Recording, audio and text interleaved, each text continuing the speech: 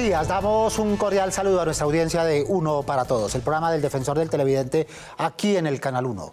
Soy Mario Morales y este es el espacio de todos ustedes los televidentes de nuestro canal. Aquí ustedes pueden ayudarnos a hacer una mejor televisión, a construir un mejor canal, a interpelar a quienes hacen posible nuestras producciones. Recuerden que nos pueden escribir a través de la página web www.canal1.com.co o desde el correo defensor@canal1.com.co. Todas sus sugerencias son bien recibidas. Reiteramos nuestra bienvenida a su casa y a su tribuna. De tanto en tanto, los debates en nuestra televisión se centran en las maneras de decir, en las formas de narrar, en el lenguaje audiovisual y en el uso de nuestra lengua. Recibimos quejas o inquietudes constantes de nuestra audiencia por el uso y el abuso de adjetivos, por ejemplo, de eufemismos, de frases de cajón, de construcciones gramaticales que elevan el nivel de alarma en el cubrimiento de la pandemia. Como la televisión es un poderoso dispositivo para legitimar el uso de nuestro idioma, es preciso detenernos a examinar estas carencias sin dejar de ver las fortalezas. Para hablar de este tema nos acompañan esta mañana Fernando Ávila, director académico de la Fundación Redacción, es columnista y además catedrático. Fernando, buenos días. Buenos días, Mario. Muchas gracias por la invitación. Muchas gracias por aceptarla. Diana Rojas es lingüista y correctora de estilo y directora de Redacción SAS. Diana, buenos días. Buenos días, Mario. ¿Cómo estás? Muy bien. ¿Y tú?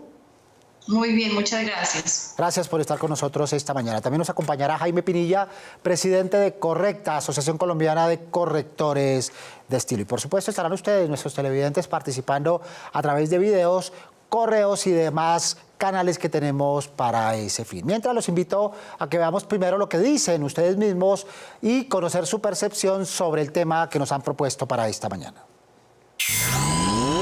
Realmente utilizan mal el lenguaje en la comunicación. El lenguaje y la información que dan muchas veces no es clara, los términos que dan son muy rebuscados. Hoy en día que pues está utilizando mucho término médico por la pandemia, pareciera que no se informaran, que no consultan, porque realmente lo que está pasando es que está generando mucha confusión, mucho miedo, mucha incertidumbre. A veces son muy técnicas y pues no las entendemos, o sea, le toca a uno empezar a buscar para poder comprender lo que dicen. Desde mi punto de vista no lo hacen correctamente porque pues la población que observa la televisión no entiende muchas veces los tecnicismos o los temas que se refieren. Muy bien, son diversas posturas y diversas críticas que además nos parecen justas y apropiadas. Hemos dicho que no puede ser disculpa la instantaneidad, los directos y demás, porque para eso se preparan quienes se ponen frente a las cámaras para contar la realidad. ¿Cuál es la percepción que tienes en primera instancia, Fernando, de lo que dicen nuestros televidentes? Bueno, pues nosotros hemos estado trabajando mucho en la aclaración de los términos. Comenzamos diciendo el virus se llama coronavirus y se escribe con minúscula. La enfermedad que produce se llama COVID-19, masculino, el COVID-19, tilde en la O porque es palabra grave terminada en D. Ese es el nombre de la enfermedad. Hemos hecho algunas otras aclaraciones, por ejemplo, epidemia es cuando el mal está en un país o en una región, y pandemia es como el caso en el que estamos actualmente, que es cuando está en todo el mundo. Y hemos dicho, por ejemplo, que no se diga severo, que no es un mal severo como se dice en inglés, sino que se diga grave, que es como se dice en español. Hemos estado pues tratando en las columnas o en entrevistas de radio y televisión, aclarando los términos para que la información sea lo más clara posible. Bueno, entonces, resumiendo esta primera parte, Fernando, coronavirus hay muchos, ¿verdad? Pero es el virus. Hay muchos coronavirus, incluso hay coronavirus que favorecen la salud del ser humano. Eso es importante decirlo. Este coronavirus que produce la enfermedad del COVID-19 en masculino es uno en particular, ¿verdad? ¿Estamos de acuerdo en eso? Sí, así es. Perfecto. Muy bien. Diana, exceso de adjetivos y exceso de lenguaje técnico, sobre todo de lenguaje médico y de lenguaje científico cuando se habla de vacunas, cuando se habla de curas o cuando se habla de tratamientos. Así es. Bueno, de todas maneras, a veces es bien difícil para los medios periodísticos encontrar alternativas a los términos médicos, de tal manera que al periodista le toca recurrir no solamente al término técnico, sino a explicar ese término técnico. Efectivamente, cuando estamos viendo ahorita vacunas para atacar ese COVID-19, encontramos que son los médicos los que nos dan el discurso, los que nos soportan la información, pero periodísticamente no logramos traducir al público común y corriente ese tipo de términos. Muy bien. Por ejemplo, ¿tú consideras pertinente que el periodista llame a la pandemia SARS-2 o es inadecuado? Bueno, yo no lo consideraría pertinente. El médico lo podría decir y lo podría explicar, pero efectivamente lo que nosotros tenemos como alternativa es decir, esto es COVID-19 porque es un término que ya se universalizó y todos estamos hablando de COVID-19. Cuando encontramos ese término, usémoslo para que todos sepamos de qué está hablando. Cuando entramos a decir de dónde viene, que si es el SARS-1, si además los nombres son extensísimos, entendemos a enredar a nuestro televidente, a nuestro lector de imagen, y ya ahí perdemos. Muy bien, como decía Fernando, el virus es coronavirus y la enfermedad COVID-19. Quedémonos con esas dos cosas a ver si podemos ponernos de acuerdo en las narrativas. Jaime, a quien saludamos esta mañana. ¿Cuál es la manera adecuada de utilizar, otra queja de nuestros televidentes, los eufemismos o los debemos evitar en televisión? Gracias, Mario, por la invitación. Un saludo para todos. Bueno, de los eufemismos, de los adjetivos, de los sustantivos, podríamos decir que así como sucede con otros recursos del lenguaje, pues el buen uso es en buena parte el equilibrio entre el uso y el abuso. Los eufemismos son fundamentalmente un recurso estético que pretende aminorar, digamos, el carácter negativo que tienen ciertas circunstancias o embellecer su carácter. En algunas ocasiones es perfectamente, digamos, legítimo y conveniente su uso. Es el caso, por ejemplo, de llamar caballitos de acero a las bicicletas de los ciclistas, o llamarles a los ciclistas escarabajos, por ejemplo, o llamarle a la selección argentina conjunto albiceleste, para no repetir tanto lo primero. En otras ocasiones que tienen que ver con la actualidad, con la realidad nacional, con la política, pues es una manera de no llamarle a las cosas por su nombre. Muy bien, muchas gracias. Nuestros televidentes ya levantan la mano para preguntar. Escuchemos. Hola, mi nombre es Vladimir Arevalo. Mi pregunta para el defensor del televidente es ¿por qué los medios de comunicación buscan enredar a los televidentes con palabras muy técnicas? Bien, el lenguaje especializado o a veces el lenguaje grandilocuente y el lenguaje técnico, esas tres vertientes originan, Fernando, lo que llama el televidente confusión entre las audiencias. Sí, estaba pensando a propósito de todo esto que estamos diciendo, que a veces los médicos se las quieren dar de mucho café con leche diciendo palabras técnicas y a veces ni siquiera son técnicas, sino que son un poco antipáticas y ajenas al uso normal y natural. Por ejemplo, en Colombia y en México decimos gripa, pero entonces no falta el que dice la gripe, que es como se dice en los demás países, pero no es como se dice aquí en Colombia. O la jaqueca, que uno normalmente dice dolor de cabeza, ¿no?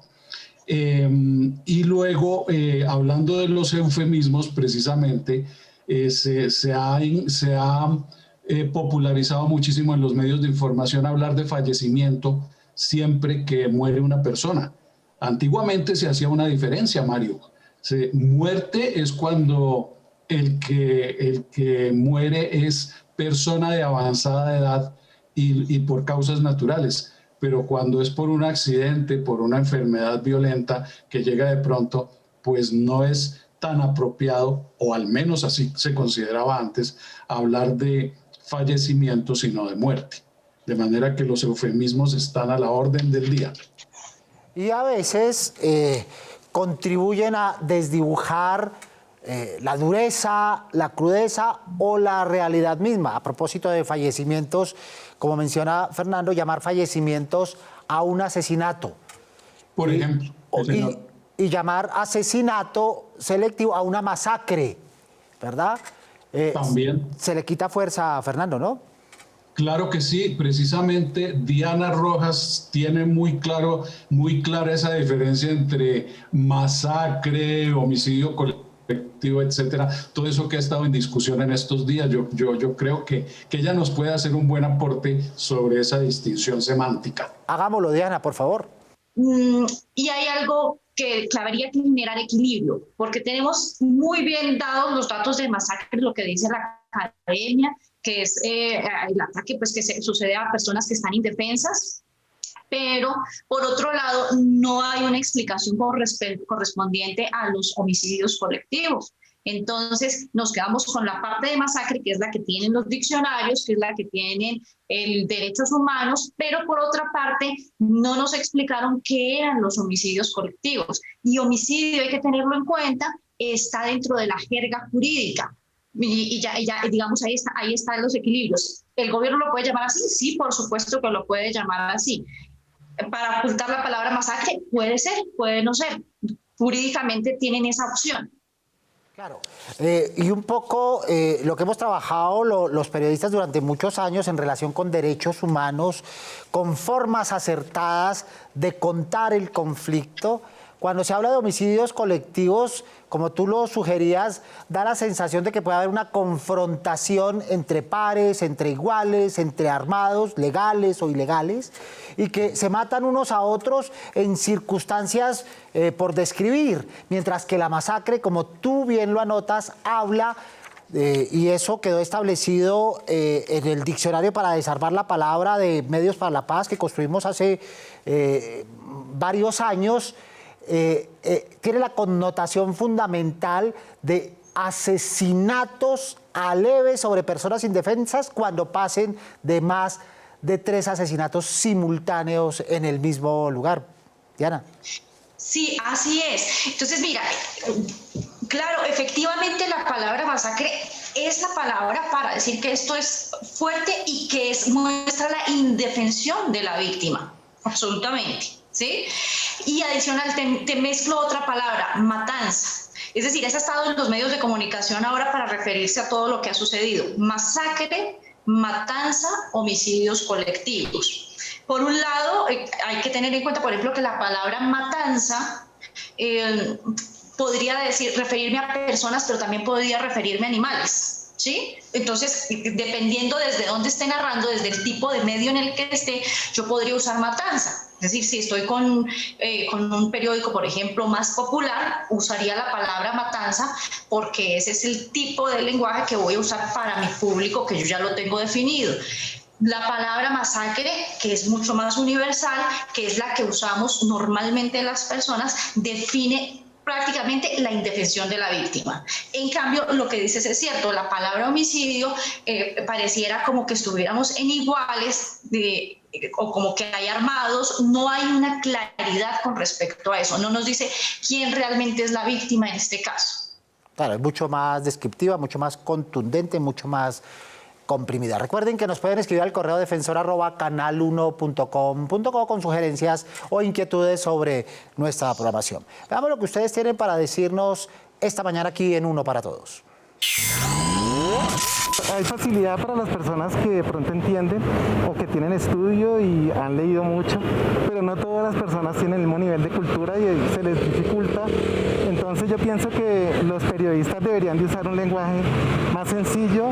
Realmente le colocan muchas palabras, muchas extensiones que no todos podemos entender. Si fueran un poco más claros sería más fácil para la comunidad entender tanta cosa. En mi punto de vista es que sí usan un lenguaje muy técnico y a veces no es comprensivo como para todo el público. Entonces deberían ser un poco más específicos con las personas para que lo comprendan mejor.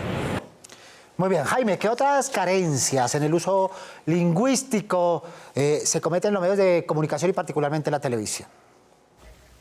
Es el caso típico del gerundio de posterioridad, por ejemplo. Es un error gramatical que a fuerza de ser repetido tantas veces en los medios de comunicación se ha vuelto casi la regla, pero realmente es el error, es la excepción, es lo que no debería pasar.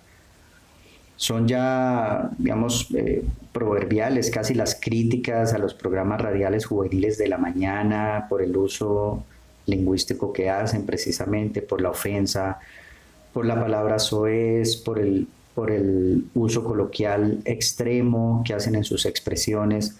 Y finalmente los medios de comunicación son formadores. Muy bien. De alguna manera revalidarlo, que es potente dispositivo de la televisión en hacerlo y legitimarlo, y por eso estamos insistiendo en ello. Fernando, volvamos sobre la pandemia y la excesiva adjetivación. Normalmente es adjetivación doble, pero además no salimos de los mismos adjetivos. No sé si cabe el dantesco en estas circunstancias, el aterrador todo el tiempo y siempre añadiendo otro adjetivo después de una conjunción como para terminar de emocionar, como si en televisión las imágenes no fueran suficientes, Fernando. Sí, realmente se está usando mucho, en radio, por ejemplo, se usa muchísimo el lenguaje emocional. Entonces, por eso aparecen esas palabras como aterrador, horrible, deplorable, que antes, digamos, en el periodismo puro, original que nos enseñaron, pues no se debían usar porque decían los hechos son sagrados y los comentarios libres, pero le decían al periodista usted no tiene por qué comentar, usted solamente diga lo que pasó. Entonces no cabían esos adjetivos, no se podía calificar de aterrador ni de horroroso ni de terrible nada, pero ahora se está usando.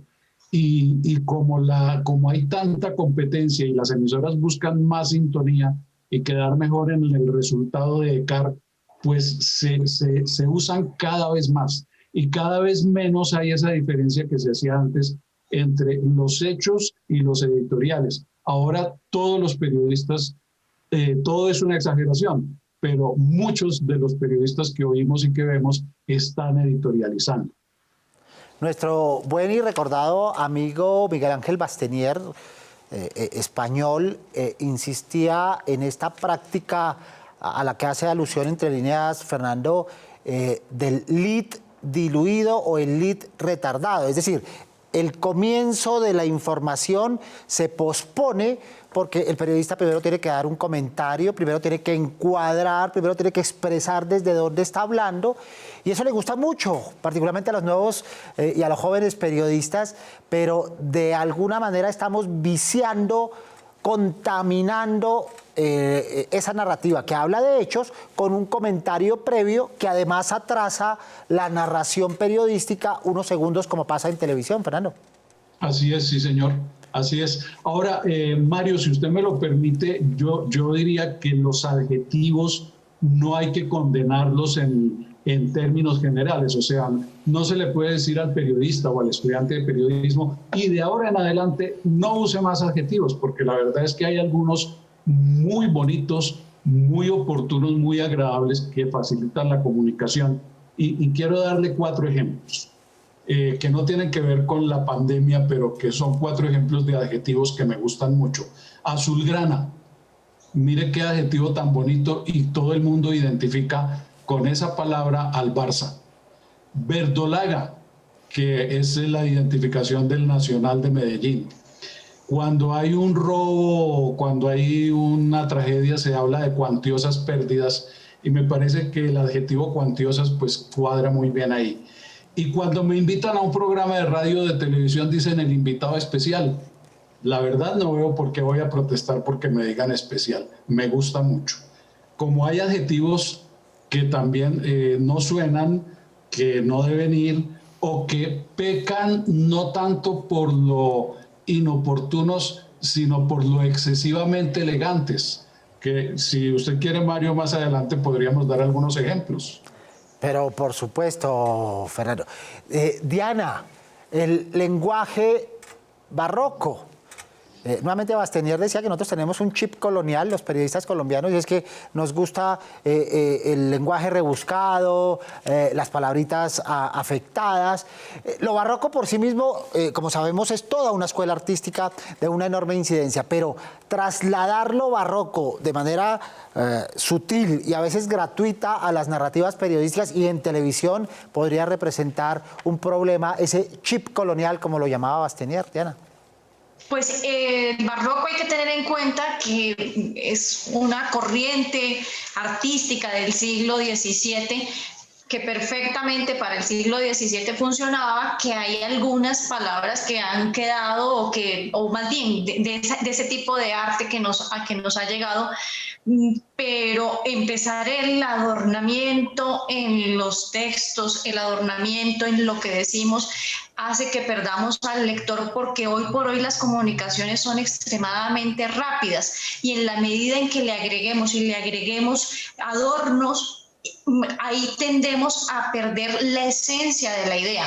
En ese tipo de casos, entonces el barroco ya no nos funciona para lo que queremos decir. Tal vez donde más se ve ese estilo puede ser en las narraciones deportivas y en la escritura deportiva, que se tiende a cambiar a veces hasta el nombre de las cosas, como ya lo había mencionado antes, por ejemplo el balón para decirle esférica, o el arco la horizontal, o el cancerbero, asociándolo a esa literatura griega que estaba en ese momento. Entonces, no es tanto olvidarnos de que hay una cultura que nos apoya para lo que estamos escribiendo o lo que estamos diciendo, pero volvemos, digamos, casi a lo mismo, no perder a nuestro televidente. Muy bien, recuerden los operadores por los que ustedes pueden sintonizar este y los demás programas del Canal 1. Su opinión es muy importante para nosotros. Pueden escribirnos a través del correo defensor@canal1.com.co. Veamos los correos que ustedes nos han hecho llegar recientemente. Xiomara, buenos días. Buenos días, Mario, a usted, a los televidentes y a los invitados que nos acompañan el día de hoy. Nuestro primer correo nos dice: podrían transmitir más temprano la serie El final del paraíso porque es muy tarde y pues me gustaría verla. Nos escribe Santiago Altamiranda. Muy bien, siempre son los dilemas de la programación, de ubicar en determinado espacio en relación con el contenido y escenas que tienen, particularmente si incluyen sexo y violencia, pensando en los públicos a los que puede llegar. La idea del canal es llegarle a la mayor cantidad de gente, pero hay que tener en cuenta condicionamientos y que también hay otros públicos que reclaman que se emita un poco más tarde porque o llegan del trabajo o terminan sus estudios o su teletrabajo un poco más tarde y esperan ver esa programación, Xiomara. Nuestro segundo televidente nos dice: soy docente en la institución educativa Jesús Maestro Montenegro Quindío y tengo un proyecto que se llama Cine en Casa. Escogí el Canal 1 por las excelentes películas que están presentando para que en familia vean las películas seleccionadas, pero ahora mis estudiantes muy disgustados por cambios en la programación que les altera todo el cronograma establecido. Nos escribe María Elena Sabogal. Muy bien, María Elena, que ha tomado la programación del canal como asistente en su formación y en sus clases. Responde Ana María Olaya. Gracias, María Elena, por ponerte en contacto con nosotros. Primero, felicitarte por la labor que haces. Ser docentes en las circunstancias en las que se está viviendo actualmente debe ser bastante complicado y con retos muy grandes. En relación a las películas, yo quiero decirte que tu proyecto de Cine en Casa puede continuar porque sábados y domingos Canal 1 tiene películas para todos los gustos y para toda la familia. Así que creo que es cuestión de acomodar un poco el horario, pero los sábados y domingos vas a seguir disfrutando de nuestras películas. Gracias, Ana María. Siguiente correo, Xiomara. Nuestro siguiente televidente nos dice: buenos días, Canal 1, mi canal que veo con esmero y dedicación. Quiero pedirle que vuelvan a dar Capitán Tsubasa todos los sábados y domingos a las 9 de la mañana. Nos escribe Fabio Rojano. Muchas gracias, Xiomara, y a nuestros televidentes que nos escriben. Volvemos con nuestro tema. Jaime, ¿cuándo los medios de comunicación hablan sobre casos médicos o judiciales usan palabras correctas y cuándo incorrectas para hacer entender lo que cuentan al televidente? Términos técnicos o de cualquier jerga técnica, de cualquier comunidad académica, pueden ser términos médicos, jurídicos o de cualquier especialidad, pues constituyen un campo minado, ¿no? Sobre el cual hay que caminar con bastante cuidado y, por supuesto, hacerse acompañar de especialistas que aborden el tema con los términos adecuados y con el manejo adecuado de los términos, porque es muy fácil incurrir en el error, así como el lenguaje hablado tiene mucha más incorrección gramatical que el lenguaje escrito, por obvias razones. El lenguaje técnico también es un espacio en el cual difícilmente el ego en esa disciplina, en esa materia, no comete errores. De esa manera, yo creo que contar con especialistas por ejemplo, ahorita para el abordaje de la pandemia es fundamental para evitar cometer errores que puedan inducir también comportamientos equivocados, interpretaciones erradas en quienes son los destinatarios del mensaje. Vamos al cierre de nuestro espacio y que habitualmente dedicamos a las conclusiones, pero que hoy particularmente queremos dedicar a los muchos más ejemplos, porque sabemos que nuestros televidentes, nuestros colegas y la gente de producción y libretos en cada una de las áreas de nuestro canal y de otros canales que sabemos que nos ven a esta hora de la mañana, están aprendiendo, tomando nota en la idea de mejorar las formas de decir y las formas de narrar en televisión. Entonces, cerramos con Fernando Ávila y ejemplos y con cada uno de ustedes en esta última fase de Uno para Todos. Bueno, Mario, pues hay algunos adjetivos que se suelen confundir. Por ejemplo, patente y patético. Cuando algo se ve con evidencia claramente, se puede decir que es patente, pero no que es patético, porque patético es que induce a la risa. O sea, que es ridículo, que es absurdo, que nos podemos burlar de eso. No es lo mismo patente, evidente, que patético, que mueve a la risa. Deshuesado y desguazado, atención, porque este es muy frecuente, ¿no? Un pollo al que le quitan los huesos es un pollo deshuesado, pero un carro al que le quitan las partes no es un carro deshuesado porque no tiene huesos, sino desguazado, con G y con Z, desguazado. Y este otro, bimestral y bimensual, no son lo mismo, y el error lo cometen incluso gerentes de bancos. Bimestral es cada 2 meses y bimensual es 2 veces al mes. Y si me hacen un contrato donde me dicen que es 1 millón bimestral, pues al año son 6 millones. Y si es 1 millón bimensual, al año son 24. Si hay una diferencia entre 6 y 24, hay que tener mucho cuidado con esos adjetivos bimestral y bimensual. Por supuesto que sí, Fernando. También en el cierre, más ejemplos, Diana. Bueno, por ejemplo, profesor, ahí lee completo, irrisorio, irrisible. O sea, irrisorio, escaso, poco. Irrisible, que causa risa. Entonces, igual, son expresiones que, repito, recomendación, revíselas antes de decirlas. Revise antes de decir. No por quedar bien. Si no sabe qué significa, preferiblemente no la use. Muy bien, Diana, muchas gracias por estar con nosotros. Podríamos estar mucho tiempo más aprovechando para aprender y transmitir aprendizajes. Y volveremos con este tipo de espacios como lo hacemos periódicamente para hablar del lenguaje, sabiendo que es central, es vertebral a las narrativas de televisión. Te agradecemos por estar con nosotros esta mañana, Diana. Muchas gracias a ustedes. Muchas gracias. Fernando Ávila, muchas gracias. Muchas gracias, Mario. Muy amable por compartir tus conocimientos. Y agradecemos también a Jaime Pinilla y a los televidentes que han participado a través de videos, correos y otras plataformas. Y a ustedes, demás televidentes, recuerden que los esperamos todos los sábados a las 7 en punto de la mañana en la cita. No se olviden de ver Uno para Todos. Prográmense con nosotros. Mientras, pueden escribirnos desde la página web www.canal1.com.co o desde el correo defensor@canal1.com.co. Aquí escucharemos dudas, quejas o inquietudes sobre nuestra programación, porque con ustedes somos Uno para Todos. Soy Mario Morales, defensor del televidente del Canal 1. Nos vemos el próximo sábado, Dios mediante. Feliz fin de semana.